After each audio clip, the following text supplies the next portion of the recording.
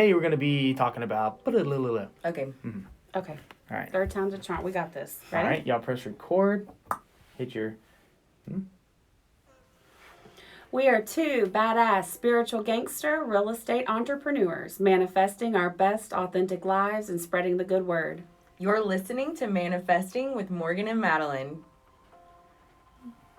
So, welcome to Manifesting with Morgan and Madeline. Yeah, hey y'all.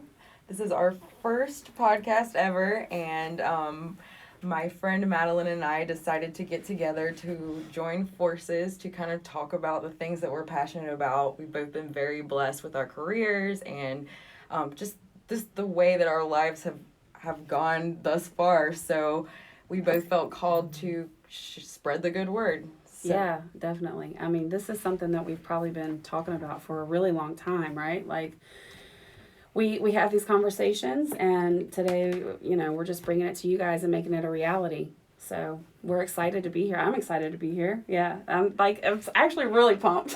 For sure. I am very nervous. I do not like being on camera or being recorded, but fortunately, the fear of the discomfort I will experience during this process is overcome by the deep desire to do it. Yeah. I think that the podcast is a calling for me because it is exactly what I need right now to expand to the next level, overcoming my fear of public speaking and just being seen in general. This is a great way to kind of test the water. There's no pressure, and I am very excited about it at the end of the day. So I'm glad to be doing this with you. And me too. Yeah, so let's talk about kind of what the purpose of this podcast is. And I know Madeline and I are kind of complementary personalities. She's more of a flow, free spirit, fly by the seat of your pants, whereas I'm a little more structured and organized. So I'd actually been writing this outline for a podcast since probably March of 2020, and now we're sitting in April of 21, and it's finally becoming a reality. But that's just the kind of person I am. So when I reached out to her and I said, I have this idea, this is the outline, she's like, okay, let's go. Let's do it. Yeah. And so it's like, we're going to have a little bit of structure and a little bit of free flowing. But each week I'd like to present a subject that I find important in manifesting your best life. And so we'll be discussing a topic that we both believe is important to have a full understanding of. And we'll also be discussing our experiences with this topic. And then we'll also be presenting someone who has been challenged by COVID or lockdown or all the happenings of 2020. And we're going to be presenting each week some kind of story of somebody's success and kind of making the best of the cards they were dealt during the global pandemic when everyone in the world was challenged in some way, shape, or form. Yeah. I mean, I think when you presented this to me originally, it spoke to me because anytime in life when we're presented with something, right, especially when it's really hard, we have these options, right? Like, where is this going to take me? Where can I go from here? Which road can I take? And the fact that you chose to allow the events in our country and in our world and in this year and last year to prompt you to write this incredible, y'all, this outline's incredible. You're going to love every episode. It's amazing. And then the fact that we just want to share our stories and then have other people share theirs as well. And, offer some encouragement, that when these things happen in life, we have choices. And from those choices can come really amazing things. It can be kind of shitty. Can I say that? Yeah, for sure. It can be kind of shitty too, but sometimes through that even better things happen. And the point is we keep going, right? We're here. We don't stop. And you're living your life at this moment in this fear of this public speaking and being seen. And here we are, right? So That's the point. And hopefully we can just talk about that and relate to y'all. And, you guys can relate to us and we can go from there. Yeah. I mean, this is the real deal. Madeline and I are not sitting in a high tower like with our millions of dollars yet, telling you people down there how to get up here with us. Like, we are, I'm nervous right now, but I'm called to do this, so I'm doing it. This is real life. This is how you are creating magnetism for yourself to manifest more. You don't manifest staying comfortable and small and scared. You do it by doing the thing that you're called to do, even though it scares the crap out of you. And here you go. Here we are. Yeah, we're in real time doing that at this moment. So we're literally like in the field, on the ground, like hit the ground running, just going for it. Yep. So, I mean, I'm ready. Yep. Yeah, you feeling better? Of course. Good. Good. So the first thing I wanted to do is just kind of have each of us introduce ourselves. Okay. And I would love to kind of hear your manifesting journey, and you can start from childhood or whenever you discovered self-development, whatever you think is right for your story to present to the world, because I've known Madeline since 2000. When was Lena born? 14. Yeah. And our paths have kind of crossed over. We'll lose touch for a year or two, and then we'll reconnect, and then it's just been incredible to watch this queen.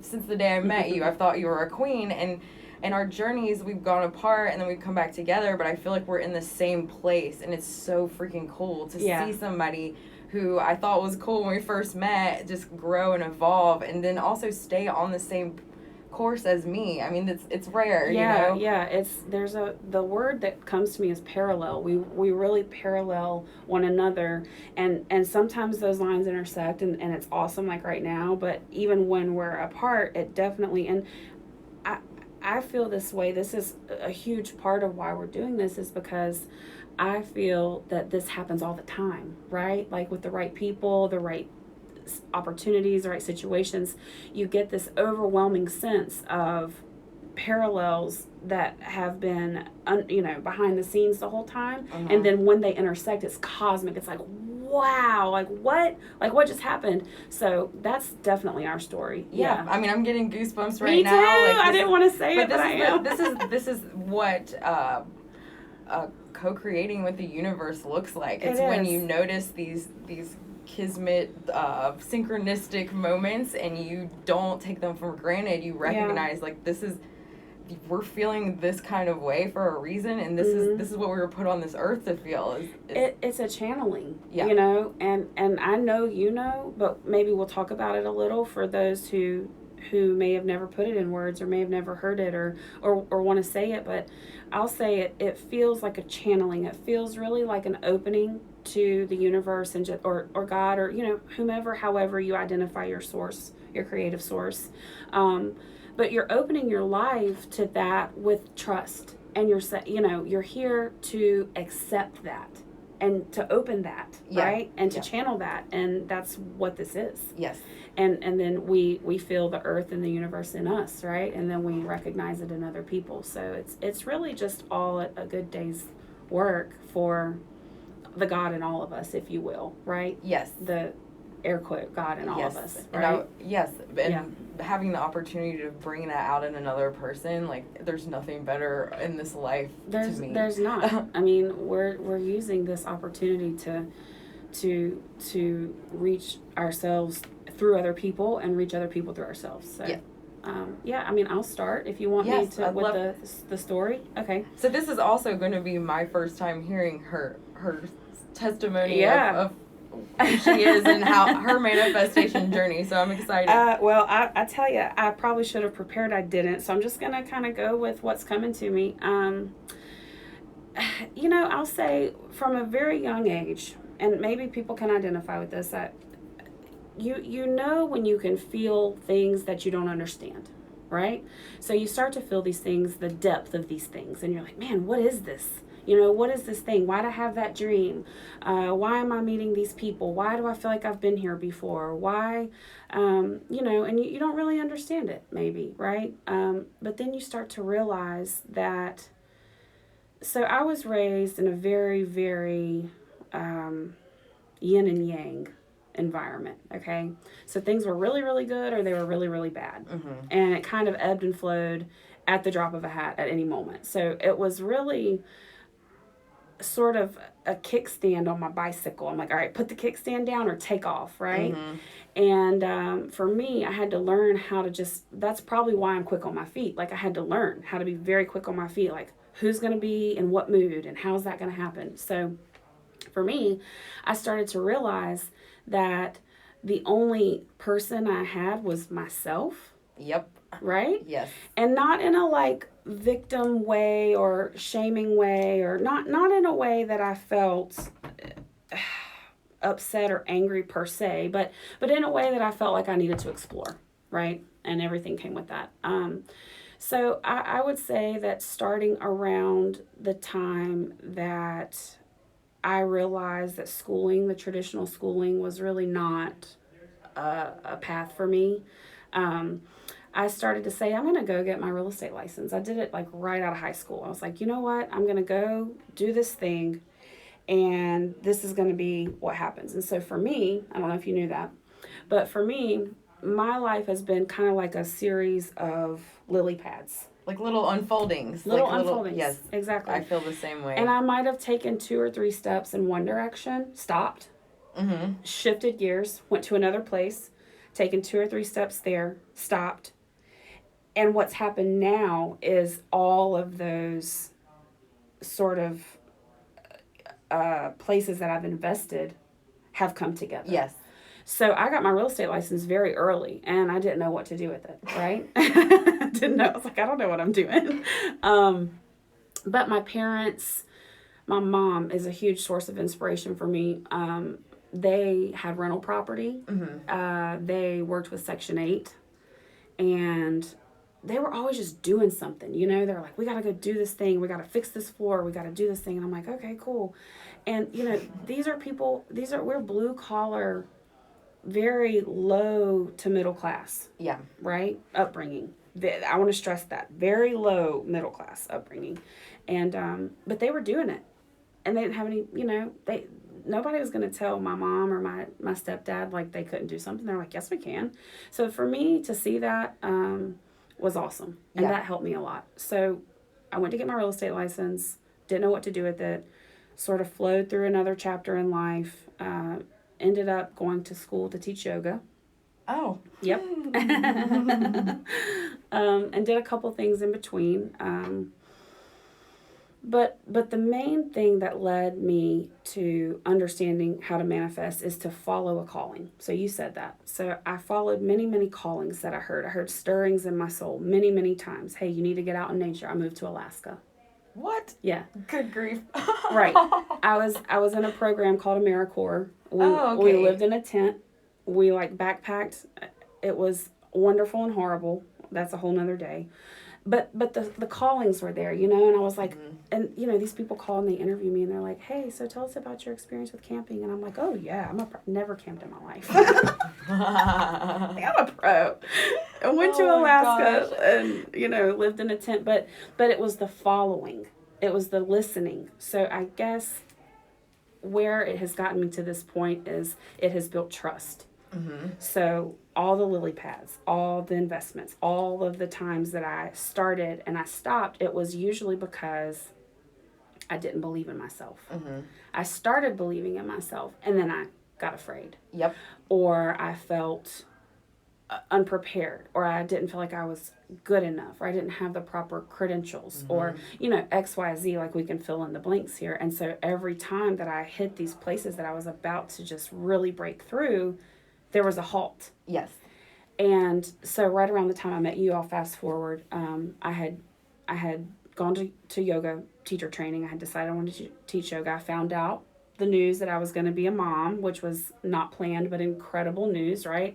So the trajectory of my life changed again, and I said, I've got to use that real estate license that I got so long ago. Oh. Yeah, like I've got to use it. I mean, I had been in contact with people about real estate in certain ways. Yeah. But I had never used it like on a commission structure. I had never done my own thing with it. I had kind of used it through other companies and just here and there. But I was like, no, I need to do this.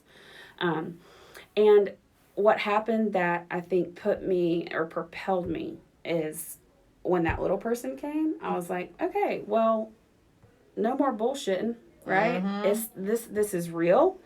and I don't have a choice to quit again. There's no more quitting. Yes. This was the last quit of my life. Yes.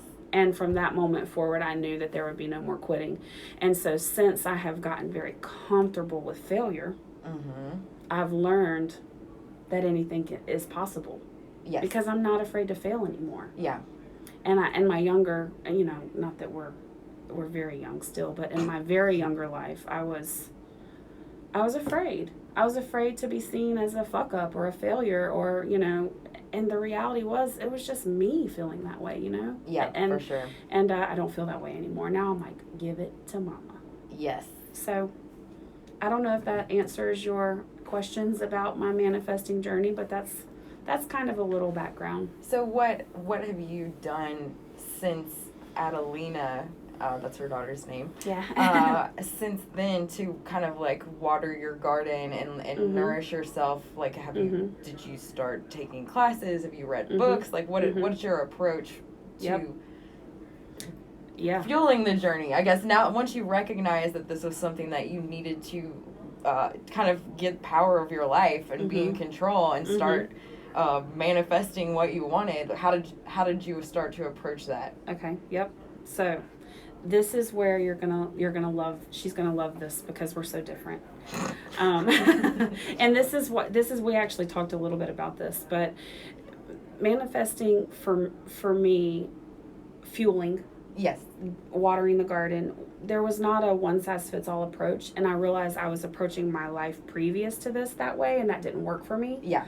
So for me, I started with myself. Yes. Number one, first and foremost, I started to realize that all of those feelings from childhood, all of those things that had come through, were just little nudges and little confirmations that the only person I can control is myself. So I started to work on codependency in my relationships. I read Codependent No More. Highly recommend that book, just so you know. That book touches on addiction as well. So you can kind of remove that if that's not something that you're dealing with, but you can still feel the reality of how much of our lives' reaction comes from the expectations we've created in our mind that other people have of us. Yes. So I started with releasing codependency, and I did self-work with that. I started taking better care of my body. I started to make sure that I knew what I needed there and not over or underdoing things, right? And this is still a struggle today. I'm not going to lie about that. These are all things that have to be constantly, I have to remind myself of these things all the time. Yes. I started to be very mindful of who was around me. These were kind of the steps that I took. So I started working on myself. I read Codependent No More. I started to realize the people that were around me. What did they stand for? What did we do when we were together? What did they talk about? What did they want for their lives? Did they have children? Did they not have children? What were their what were the tools that they used to handle life's curveballs? And I started to realize I needed to work a lot harder on myself, you know? I just wasn't anywhere close to where I wanted to be. So I read, I also had to, and this is something I'm not sure if you want us to talk about, but I had to really examine my relationship with alcohol. I know you know that a little. I had to really, really look at that, because for me that was a huge thing. That was a blockage in my energy flow. So I read a lot of books about that. I read Annie Grace. I read Holly Whitaker, This Naked Mind, and Quit Like a Woman. I read those 2 books. Those are fantastic books, again, that I recommend. Even if you don't have an issue with any type of addiction, it's just, you can substitute the addiction for anything that is holding you back. Yes. Right? I read Glennon Doyle, Untamed. I read Love Warrior. those books were very, very helpful for me. And I started to create boundaries, and I wouldn't let certain people in my life anymore. And with work, I did the same thing. Mm-hmm. I started very, very slow. I started making $12 an hour as someone's assistant, and they would pay me 25% of the sale on top of the $12 an hour.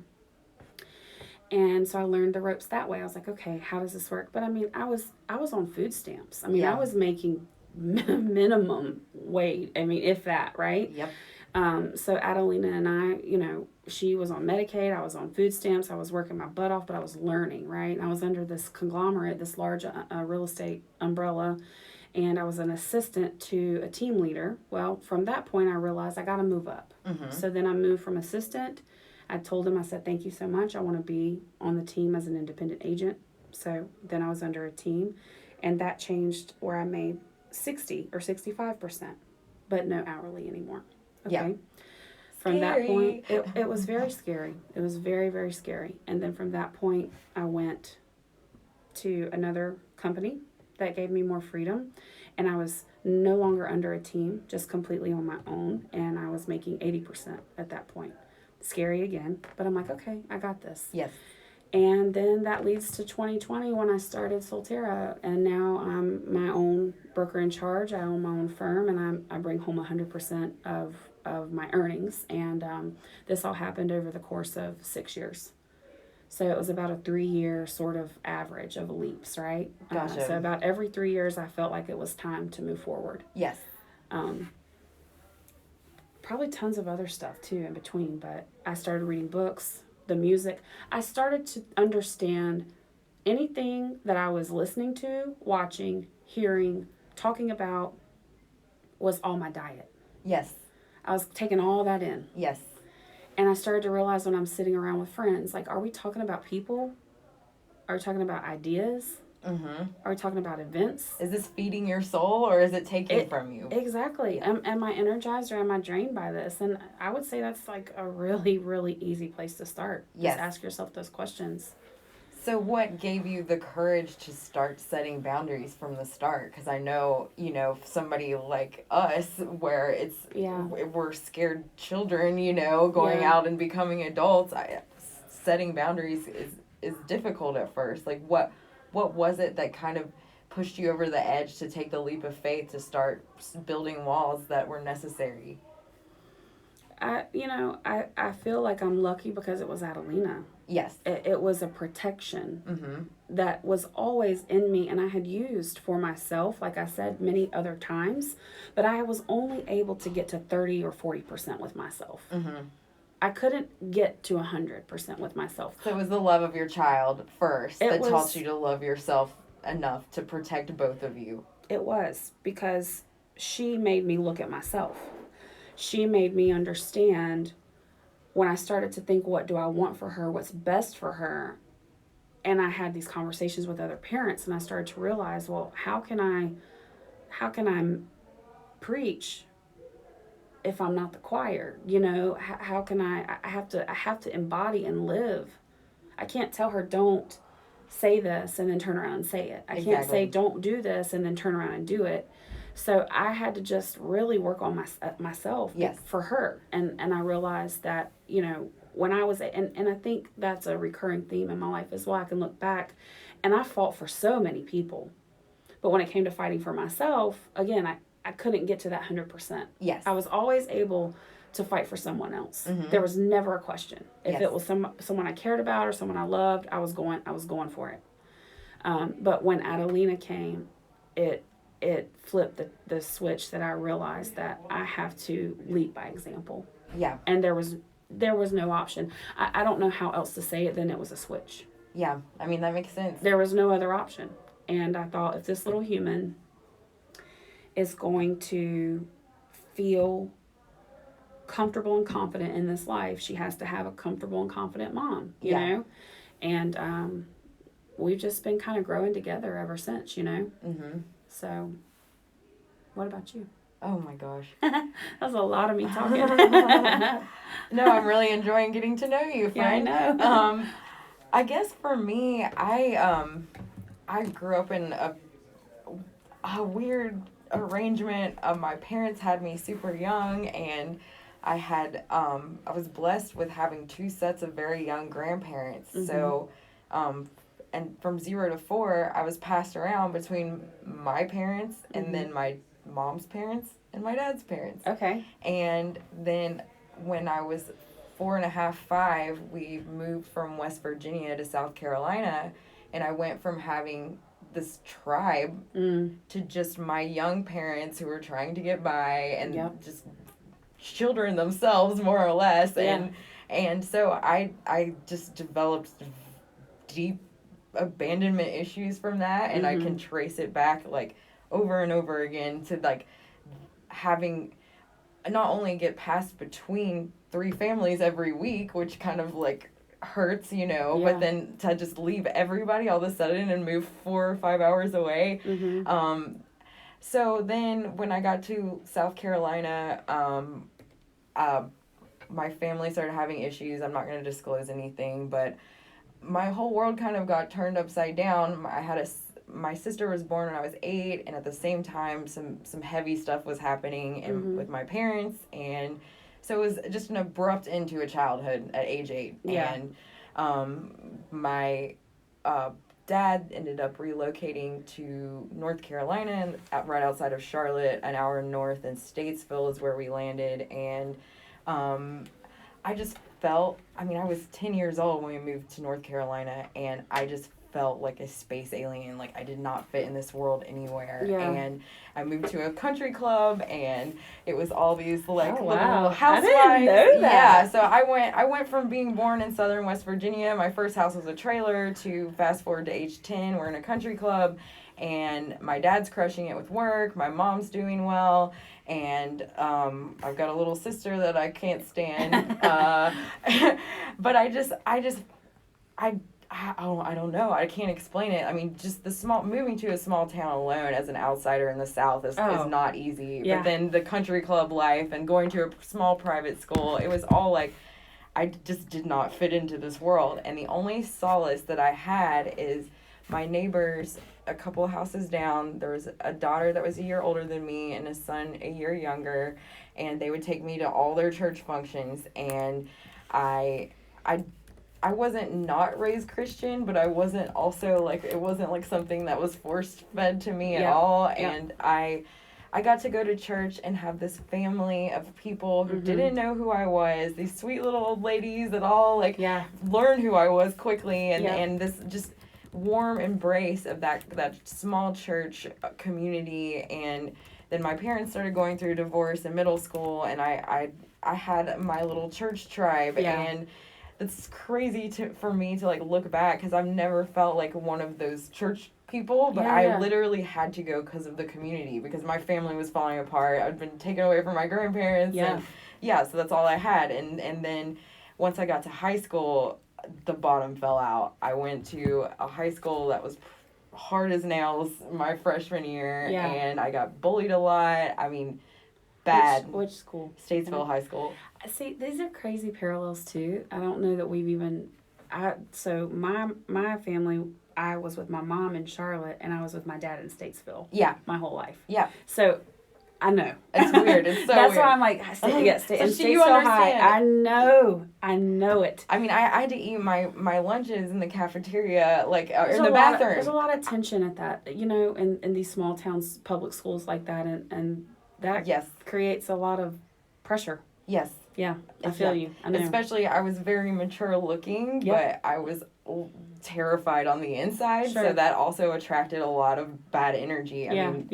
Getting bullied by the kids that are in my grade for one reason, and then the senior girls because they're jealous of me, and then all this other stuff in between, and I'm just the weirdest kid in the world. I used to carry a SpongeBob book bag to school. Like, of course you did. I've always been shamefully myself, and I guess like a big part of my journey was becoming shamelessly myself, because I've always had to be me. Like, I can't help it. Like, I can't stand myself if I'm not true to myself. Yep. But it's always had a lot of shame and pain involved. Absolutely. Yes. So, like, that's a big but motivator. it's the only way. Yes. Yeah. I'm the so only thankful. way. I'm so thankful that, like, I could not sleep at night. If I'm called to do something and I'm not making an effort towards it, I can't sleep at night. But then now I know, back in high school when I had to take sleep aids as a freaking 14-year-old, like, that's probably why. Yeah, that's exactly why. But in the meantime, see, these are the things that when you're asking, like, what leads to the journey, and or what fuels, where does the garden get watered? Yes. Right? These things are so important, like these small things that you're, like, we think that they're small, like, oh, well, I had to wear my SpongeBob backpack. Yes. But that's it, though. That's what I'm telling. Like, that thing right there, that thing that may feel and seem so tiny, is exactly what the thing is. It's me being my authentic self, against all odds. That's the thing. Yeah. And there are times I know in life that works against us, per se, and times that it works for us. But I know what you're saying is it never worked for you until maybe now. Until I accepted it. Yeah. But I had to figure out where the source of shame was. Yeah. To rewrite the narrative. Yep. And so that's been my dedication for the past few years, but I'll get to there. I guess I'm just gonna kind of go chronologically. So, I guess in high school, I finally tried to reclaim a little bit of my power. I moved from Statesville to Matthews, and that was such a culture shock. I went from, like, gang fights in the hallways to where the cool kids at the school were leaders of the youth groups, and I don't know. Anyway, so I'm like thinking, this was when Mean Girls came out too, I'm thinking I'm going to be Lindsay Lohan at this new school, and I'm going to get to, like, reinvent myself, and I'm not going to get bullied and all this stuff. Well, I was very wrong. It happened. There was so many rumors started about me. I didn't have any friends my first year at Butler, and it was just so devastating because I thought I was going to have a chance to reinvent myself. Yeah. But I did meet a girl in debate class who had a killer voice, and we started a band. Nice. And there we go. We ended up like doing a few recordings and booking shows and selling mixtapes, and I didn't really have, like, a lot of confidence in what I was doing, but it was so fun to collaborate with someone and have that chemistry and to not feel like a dork for a minute. Like, I remember I was, like, so starstruck. I was at Myrtle Beach, and some guy walked up to me and recognized me from my MySpace. Oh, that's awesome. And I was like, oh, yeah, we've made it. Yeah!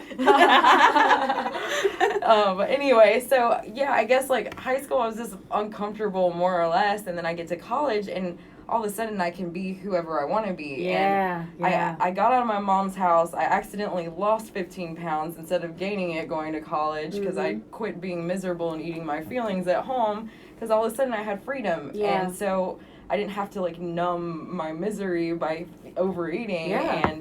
Or eat your shame. I mean, exactly. Literally, yeah, I get it. So I jumped from the nest and started to really kind of find my personal style and my identity. I went to college for art, and despite my family's wishes, I knew I was going to go to school for, I would eventually go to grad school, so I figured I would do art because it's something I like, and then buy some time to figure out what I get a master's degree in that would make me some money. Right. So on that path in art school, I actually kind of hit a rock bottom, and I realized it was just a lot of unresolved issues, and so I checked myself into rehab when I was 22, and I got sober from alcohol, and I mean, honestly, I don't know if it was even the problem, but I knew when I drank, like, I would cry and be a hot mess. Yep. But really, the reason I checked into rehab was because I hated myself. I had no tools. I remember, like, spending a year of my life just fantasizing about being dead, and that was my happy place. And I didn't really think about how I would do it. I just remember thinking about how nice it would be to just not be alive anymore. Yeah. And that scared the shit out of me. Yeah. So I was like, well, I guess I could go to rehab. I don't know. I mean, I was dealing with eating disorders. I definitely didn't have the best relationship with any substances. So I went and got sober for a few years in my 20s, early 20s. I learned a lot of tools in AA and recovery and Al-Anon and all that stuff that I still carry with me today. Absolutely. So that was kind of the start. And I Yep. think when we met at, we were working at a self-defense school, Madeline and I, Yeah. that's where we met. I think I was still sober then, or maybe I had just kind of decided that being sober wasn't necessary anymore. But Mhm. yeah, I definitely got that job. That was my first job when I was sober, and I did not know which way was up, and I was still getting to know myself. And what a great place to be. I mean, it was. Yeah, it was a very safe place to kind of start to rewrite my narrative and become not a savage beast that's just surviving in life. And yeah. Yeah, I mean, gosh, it's so.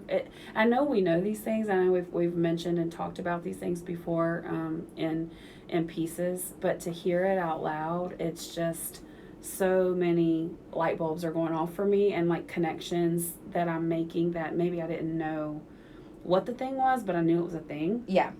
And now it all, it's going to continue to unfold. I hope that we can share more of our stories over like the course of our shows, but it's so important for me to hear and maybe other people to hear all of those things. Yeah, for sure. I mean, all of those emotions, all of those feelings, and I know that there's a huge generational gap between like the way we were, because we are that generation that happened, millennials, right? Yeah. I mean, so we happened right into the shift in the world with social media. We happened where we didn't have it, and then we did have it. Mm-hmm. And so, like, it's like 21 Jump Street. Have you seen that movie? Yes. Like, we kind of grew up the first time around. Oh, yeah. Like, you know what I mean? Yes. Like, when they went to high school the first time around, that's how it was for us. Yes. And then we get to, like, the college years, and then it's the second time around, when they go back, and it's like, this world is amazing. There are people out here who are open to talking about this stuff. There's people who accept us for these things. And all of a sudden, you said MySpace, Facebook, Instagram starts to open. It broadens our ability to connect with other people. And then all of a sudden for me, I'm like, I've never been alone. Yeah. I've always felt alone, but I've never been alone. And I think when you ask, like, what helped propel, I think that was also part of it for me. Protecting Adelina, but then also the support of strangers. Yeah. And not that I got that through social media directly, but the idea that I could be gay or fat or anything. Yeah. Right? Not that I am, but if I could, I could if I want. Yeah. And there's a community for me. Yes. There's a tribe for me. Yes. There's support for me. And I think that also helped, that universal shift, that energetic shift in the world. Yeah, that gives you power. When you recognize the resources you have, exactly, and like that's always there. Yep. It gives you safety to be brave, to have power to keep going and pursuing what it is that you're trying to achieve. Yeah, and I don't know if you felt this way, but there were many, many times in my life that like mantras would come to me before I even knew what a mantra was, and one of them was, the answers are within you. Oh. And I didn't even know what that, I was like, what does that even mean? I'm like, no, they're not. If they were, I wouldn't have the questions. But like to share that you hit a rock bottom, it sounds like multiple times. Oh my gosh. Throughout your life, it is huge. And I think it's so important for people to know the reality, the real. That shit is real. You don't want to wake up. You don't want to get up. You don't want to go do the things. You feel like shit all the time. And then life kicks your ass until you figure it out. That's exactly what happens. Or you hit a rock bottom. You don't figure it out. You kind of get back on your feet and are able to coast along. But then the next time life kicks your ass, it's even worse. Well, yeah, it's the 30 to 40% that I was telling you. It's like I would get there and then I would stop and life would kick my ass again and I'd start over. Yeah. Or I thought I would be starting over. But what I realized is I was really building a foundation this whole time, with all these trials, with all these lessons. Yeah. Every time I faced some sort of adversity, some sort of issue, and, those things were preparing me over and over and over and over until I was like, oh. Yeah. Oh, wait, huh. There are ways so to the same lesson keeps coming to me over and over, maybe in different ways, but it keeps coming and keeps coming. So you say, what did you do? Like, what are the action steps? It's like, well, I started to listen to that. Yes. I was like, oh, so I keep dating the same man. same kind of man, Yep. right? I keep, taking the same kind of job, having the same kind of money issues, all the things. And, so I'm really, really thankful that you shared how low you felt. Oh my gosh. Well, that isn't the worst. Well, just even in an in an introduction to just let people know like where you're coming from and where you came from, and obviously we can dive into that. But yeah, I think there was like one more. So I got sober in my early 20s, and then I was like, okay, the discomfort of being a sober 24-year-old it's horrible. Is outweighing just trying to figure out how to drink responsibly. And so I made a pact with myself then that I want this luxury, and it is a luxury, and if I don't have a good relationship with it, then I'm not affording it to myself. Yeah. And so I keep myself in check. I keep people in my life who I respect to also keep me accountable. Right. And I feel comfortable with all my relationship with alcohol, but I definitely, I've always thought I have it all figured out when I didn't. Oh, me too. And I would just kind of like be a bull in a china cabinet, and I ended up going to undergrad, finishing my art degree, going and getting my master's degree in something in analytics and real estate related, GIS, blah, blah, blah. I was learning how to advise business on where to locate, looking at patterns and trends in cities and blah, blah, blah. But that led me to learn about real estate. Yeah. So and we worked together a little during that time. Oh, too, yeah. So I was Madeline's assistant for a little bit, and she also helped me buy a house with my first fiance. And Good times. So we kind of connected then a little bit as well. And I thought, oh my gosh, I'm doing great. I got a master's degree. I'm buying a house. I'm engaged. All this stuff, and then it just didn't. It didn't work. Yeah, nothing felt right, and I knew I was just like checking boxes, but none of it was my truth at all. The only reason I got this master's degree is so that my family would be proud of me, and so I could get a job that would be a 9-to-5 and get the benefits and do all the things that are absolutely not in alignment with my truth at all. Right. And so I couldn't find a job for months and months and months, and then I went and visited a friend in California and ended up I couldn't get a job with my master's degree, and my engagement's not working out. I'm going to go move to Cali and just leave all my problems behind. Yep. So I did that. I think we both did that a few times, I was like, sure, let's just pick up and move literally across the country. Yeah, doesn't solve your problems. Where you go, there you'll be. Yeah. But, taking those steps to explore were imperative.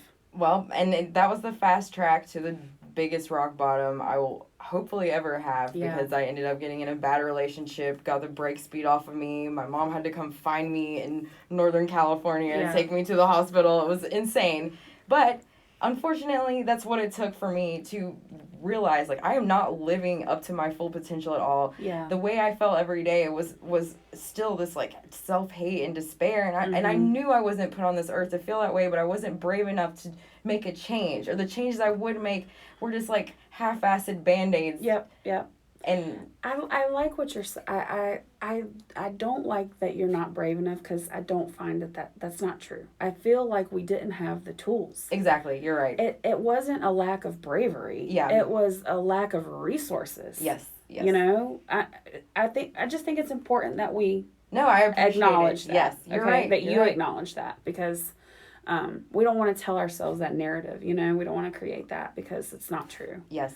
But I know what you mean, and I know how you felt, and that's probably what you told yourself, and that's how you felt, because we had probably been taught to do that to ourselves. Don't take up space, don't be big, don't be shiny, don't be anything. Be small, right? And so I get it. So the only way to deal with that a lot of times is to put ourselves down. Yes. Yep. Good old Southern upbringing. Hello. Well, so then that happened, and it was like, okay, I cannot keep slacking in life. Like, I know I'm put on this earth to do something. I wasn't handed all of this hardship for no reason. Like, there was a purpose for these weird, terrible things that have happened through my life, and I'm being refined for something. I've always felt that way. Yep. And so I just started applying for jobs. This was like I started learning about law of attraction. I started reading all the books about all the like spiritual self-development, manifesting, and I started with the basics, like the OG stuff, and then I started like Eckhart Tolle and all. Yeah, I can't think of anything off the top of my head, but well, what were your kind of 2 or 3? Do you feel like 2 or 3 books kind of stood out more than the others in your very early journey? Maybe that you could. So Think and Grow Rich, Napoleon Hill, and then You Are a Badass by Jen Sincero. Oh, yeah. And then As a Man Thinketh, and I don't know the author. It was written, I think, in the 1800s, but it was a very pivotal foundational book because it was basically the foundation was as you think, so shall you be. Right. And so this law of attraction, like that was the first time that was written in a book where your thoughts create your reality. Let me ask you a question. When you read the books, what did you feel? Did you feel relief? Did you feel terrified? Did you feel did you have emotion towards like what was happening in the books? I felt like all of these theories that I had in my head that were kind of like survival in a way. Or on paper. Yeah. I felt like, oh my gosh, I'm heard and there's other people that are thinking these same thoughts and I'm not alone. And yeah, I mean that nothing felt better than those first few years of really consuming that material. Absolutely. I ask because maybe for people who are listening, like especially people, like I have even people in my circle who aren't big readers, right? Or maybe want to do like an audiobook or a podcast. Okay, cool. The thing that we keep coming back to is the feeling. How did it feel when you heard it, when you watched it, when you read it, right? Yes. And I felt the same way. When I picked up those books, I felt, I just cried. Oh, yeah. I cried and I cried. And there was this overwhelming sense of relief. Yes. That I felt I'm not crazy. The things that I've always felt, here they are. There's at least one other human in the world that thinks and feels the way that I think and feel because it's right here on paper. Yes. And that helped build my confidence. Yes. And I think, when you're on a very early journey with this, it's very important to listen to that and to find whatever source that is for you that you connect with in that way. That you feel heard, you feel seen, you feel in line with, you feel excited by, you feel relieved by. And that's how you know that you're on the right path. Yes. Right? Yes. Yeah. And, I mean, that's a great kind of starting point for manifesting. Yeah. Is just starting to really listen to your feelings, how your stomach feels, how your chest feels, your body, how you sleep at night. Absolutely. I mean, there's a lot of clues that we're taught to kind of ignore.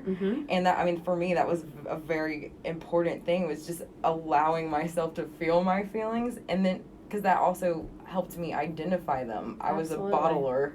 Of course.